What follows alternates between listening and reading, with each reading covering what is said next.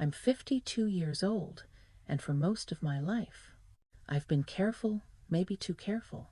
I married young, raised 2 kids, kept a tidy home, followed the rules. Love for me became routine, predictable, safe. I never chased passion, not really. I just maintained things, smiled. When I was supposed to, listened more. Then I spoke, and told myself that stability was the same thing as happiness. But now I know how wrong I was. I never thought something like this could happen to me. Please don't make the same mistake I did. It started on a Friday afternoon in early June, the kind of afternoon when the air feels thick with heat and memories. I had just finished watering the garden when my phone buzzed with a Flaze message from Caroline, my closest friend since college. Kay, would it be okay if Noah stayed with you this weekend? My dad's in the hospital, and I need to drive down to Tallahassee. I paused for a second, blinking into the sun. Noah, her son, 17, almost Shaba.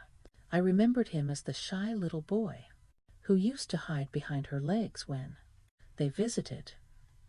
But lately he'd grown, taller than both of us, his voice deeper, his posture more like a man's than a boy's. Of course, I said yes. Caroline had done so much for me over the years. Hosting her son for a couple of days was the part at least I could do. He arrived a few hours later, dragging a worn duffel bag and giving me a polite, almost bashful smile. Thanks for letting me stay, Mrs. Morgan. Oh, please, I said, waving off the formality. You're not 12 anymore. Call me Lena. He grinned, and I noticed his smile lingered on my face for just a beat longer than expected. I tried not to read into it. We settled into a comfortable rhythm. Quickly, I made spaghetti that night, his favorite, apparently, and we watched a movie after dinner. Some action thing. I didn't really follow, but he leaned forward the entire time, eyes wide and focused like he was searching for something in it. We didn't talk much that first evening, not beyond casual things. School, his plans after graduation. He said he wasn't sure yet. Maybe trade school, maybe working with his uncle in Colorado. There was a quiet maturity to him that surprised me. He wasn't the aimless foam, glued teenager I'd expected. Later, I brought him some folded towels and found him sitting on the back deck, staring out into the dark. Fireflies blinked in the tall grass and the air buzzed with cicadas. You okay? I asked gently, stepping out beside him. He nodded but didn't speak. Right away. Sometimes I wish I could just stop time, just freeze it. You ever feel that way? I looked at him, at the curve of his jaw, in the moonlight, the earnestness in his voice. It caught me off guard. Yeah? I said softly. More than you'd think. He turned his head and looked at me. I couldn't tell if it was the night air or the quiet of the moment, but something shifted between us. A flicker of unspoken understanding. Then he smiled again, stood up, and said, "Good night." I watched him walk inside and stood alone under the stars for a long while, trying to make sense of the warmth blooming in my chest. It wasn't attraction. At least that's what I told myself. It was just appreciation, a reminder of youth, of possibility, of being seen. The next day started quietly. I made pancakes, and he helped me clear out some boxes in the garage without being asked. We played music while we worked, Fleetwood Mac mostly, and he surprised me by knowing the lyrics. He even sang along. Your taste is better than I expected, I teased. He laughed and said, that's because my mom raised me right, and she listens to all your old playlists. By early evening, we were both tired and sweaty, so I suggested we cool off in the backyard pool. I hadn't been swimming in ages, but the idea sounded refreshing. I changed into a one-piece that had sat untouched in my drawer for years, suddenly self-conscious about the way it fit. When I stepped outside, he was already in the water, flipping lazily, eyes closed. He looked so peaceful, so at ease. I felt something in me soften. Come on in, he said without opening his eyes. The water was warm from the rounded sun. We splashed around a little, talking about nothing. Then he looked at me and said, you don't smile much. Not really, I blinked. I do. He shook his head. You pretend to, but when it's real, it lights up your whole face. My breath caught in my throat. I laughed it off, but it stayed with me. The way he said it, the way he saw me, not as someone's mom friend, not as a middle-aged woman with a predictable life, but as a person, as a woman. That night, after dinner, I couldn't sleep. I kept hearing his voice, his laughter. I kept feeling the way his eyes held mine just a little too long, and I started to realize maybe something was waking up in me that I hadn't felt in years. Something that both scared and thrilled me. But I didn't know then how far it would go, or how much it would change me. The next morning, I woke up earlier than usual. The sun hadn't quite made it over the trees, and the house, I was quiet. I sat at the kitchen table with my coffee, staring out the window at the soft light spreading across the lawn. I kept telling myself I was just tired, that all the strange feelings from the night before were just passing, nonsense stirred up by the novelty of having a guest. But when I heard his footsteps on the stairs, bare feet on the hardwood floor, slow and heavy, I felt something flutter in my chest. It was ridiculous. I was 52. He was barely out of high school. I had no business feeling the way I felt.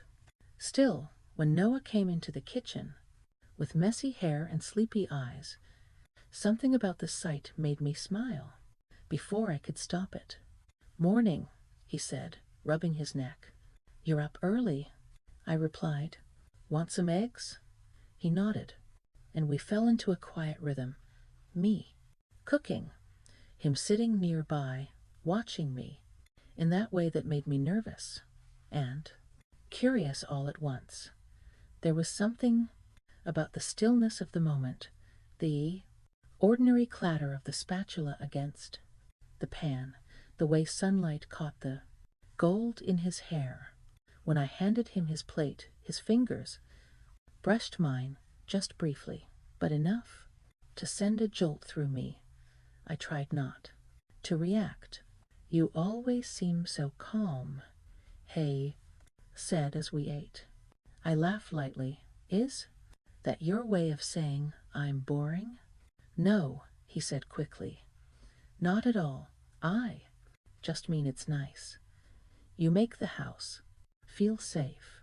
It was such an honest, quiet compliment, and it undid me a little. I'd spent so many years being the one who held everything together, who smiled through disappointments, who tucked away parts of herself so no one would be uncomfortable. Hearing someone say, I made things feel safe, it felt like being seen. After breakfast, we didn't make any plans. He went outside to read on the Krilos. He went outside to read on the Krilos porch, and I did some laundry, fine too. Ignore the way my thoughts kept drifting. But by late afternoon, the sky had shifted. Gray clouds rolling in from the fast west, thunder low in the distance. Summer storms in Florida never announced themselves loudly until they were right on top of you. We ended up in the living room together, the rain tapping on the windows, the lights dim. I lit a few candles just in case the power flickered out, and we sat on opposite ends of the couch, flipping through an old photo album I hadn't opened in years. That's my daughter, when she was little, I said, pointing to a picture of a little girl in muddy boots holding a frog. She looks like you, Noah said. Same eyes. She's stronger than I ever was, I murmured, more to myself than him. He turned to look at me. You don't give yourself enough credit. I was suddenly aware of how close he was. The couch didn't feel as big anymore. There was a warmth radiating between us, quiet but undeniable. You remind me of someone I used to. No, I said softly, not sure why I said it. Is that a good thing? He asked. I nodded, eyes locked on his. Yes, but also it scares me. The silence stretched. The thunder outside rolled louder. He reached out and touched my hand. Just a simple gesture, fingers resting lightly on. Mina, you don't have to be afraid with me. My breath hitched. It would have been easy to pull away, to change the subject, to stand up and go.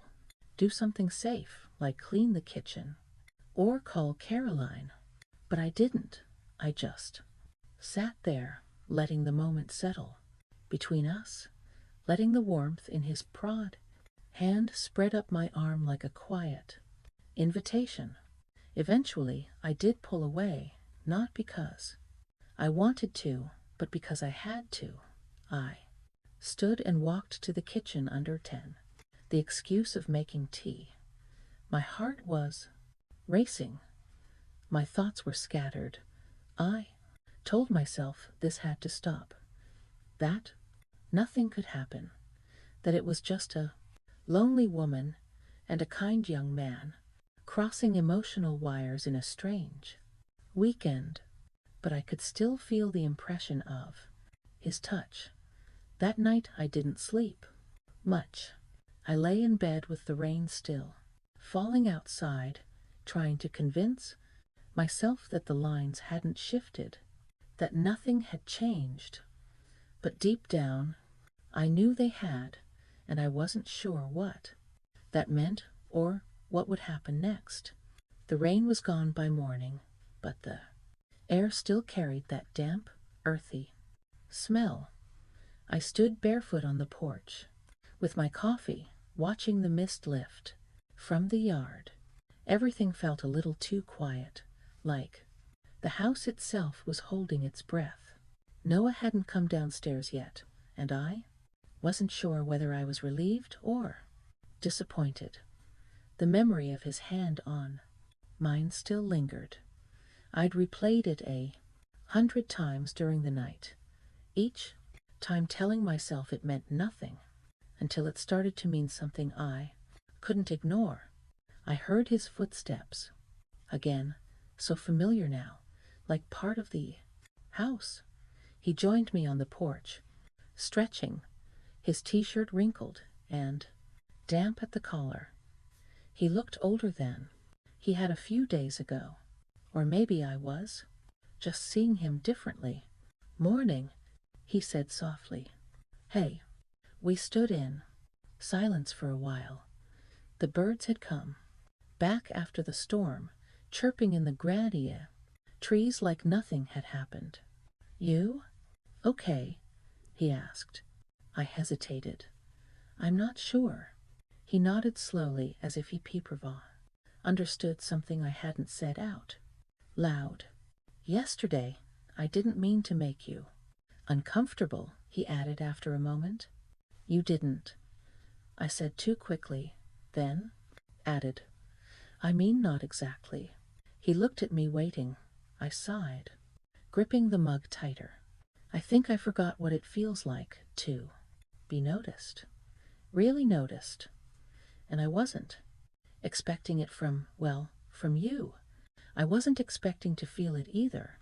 Noah said quietly, what I do, it would have been easier if he'd laughed it off, if he'd said he was just being kind, or awkward or young, but he didn't. He stood there, honest and open, and it was the sincerity that unraveled me most. We spent the rest of the morning doing ordinary things, grocery shopping, folding laundry. But something had changed between us. There was a tension, now, soft but constant, like a thread pulling us closer with every glance, every accidental brush of the hand. That afternoon we sat in the living room, again, this time watching a quiet indie film he'd picked. It was slow and beautiful, full of silences and small histories. Somewhere in the middle of it, he reached out and put his hand over Mina again, and I didn't move away. We didn't speak.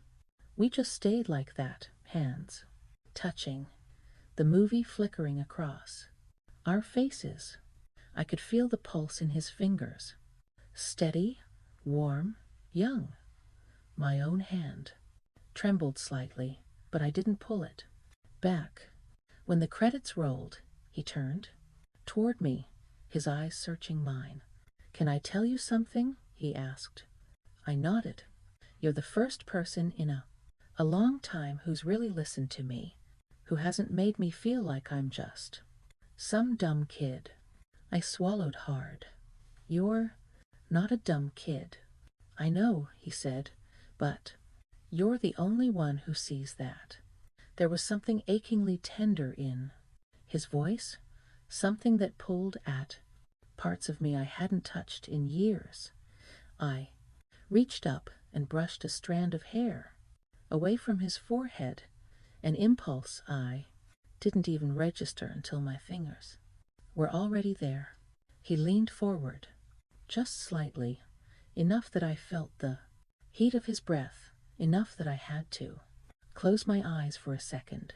But then I stood quickly. I need to start dinner, I said, my voice shaking. He didn't stop me. He just sat there, watching me walk away. In the kitchen, I gripped the counter, heart pounding. This wasn't supposed to happen. He was leaving tomorrow. Caroline would be back. Life would return to its normal, predictable rhythm. And yet something inside me felt shifted, like a window had opened that couldn't be closed. Again, that night after dinner he offered to do the dishes. I stood beside him, drying as he washed, our movements slow, deliberate. When we finished, he turned to me. Thank you, he said. For what? For this. For being you. I didn't know what to say. So I reached up and touched his cheek. Just once. Just lightly. And in that moment, I realized this wasn't about age, or rules, or even attraction. It was about being seen, being wanted, being understood in a way I hadn't been in decades. It was terrifying, and it was beautiful. That night, I didn't try to sleep. I sat alone in the living room after Noah had gone upstairs, the lights turned low, the house humming with the kind of stillness that only comes in the very early hours. I curled my legs beneath me on the couch, clutching a grasses throw blanket and staring at nothing. My thoughts swirled like slow-moving water too heavy to fight, but impossible to ignore. I kept thinking about everything that had happened over the past few days, the quiet moments, the shared glances, the words that hung in the air long after they were spoken. I hadn't expected any of it, and I sure hadn't expected it to feel so honest. I'd been living quietly for years. My divorce was amicable but hollow. The kids had grown up and moved on, and I'd built a routine that was safe, structured. I'd even convinced myself that was enough. Until now. It was just after 2 a.m. when I heard footsteps coming downstairs. I didn't turn around. I didn't have to. He paused at the entry to the room. I could feel his presence, soft, hesitant. I couldn't sleep, he said quietly. Neither could I. He sat down beside me, careful not to get too close. His voice was low. I'm leaving tomorrow. I know. There was a long pause.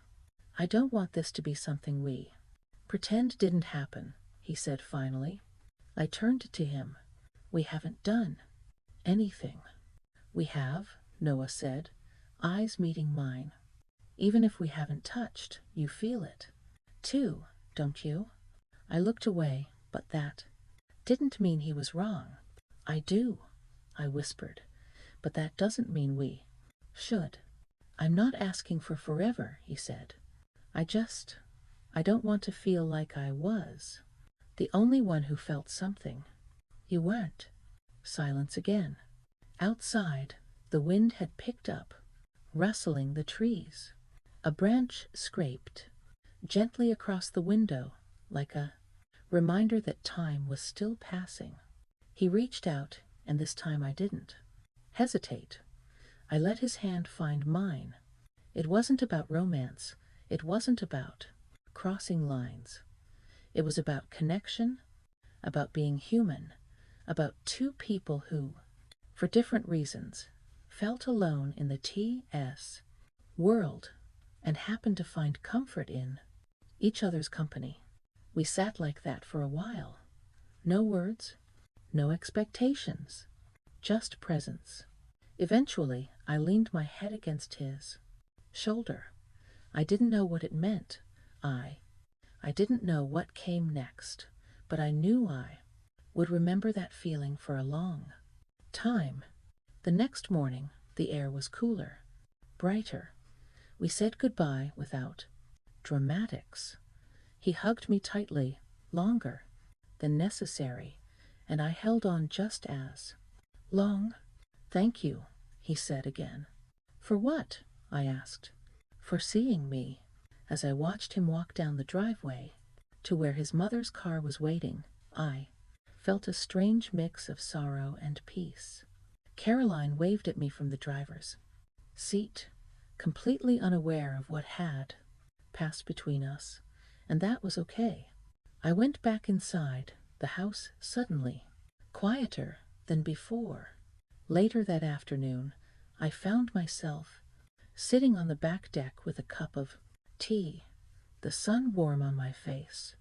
I let the silence wash over me. Maybe nothing would come of it. Maybe it was just a moment, a weekend, a gentle spark in an otherwise quiet chapter of my life. But maybe, just maybe, it was something more than that.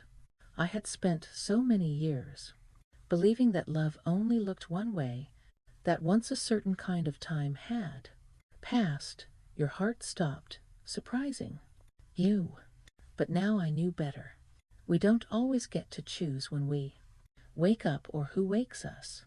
And sometimes the most unexpected moments are the ones that remind us we're still alive, still capable of feeling, still worthy of being seen.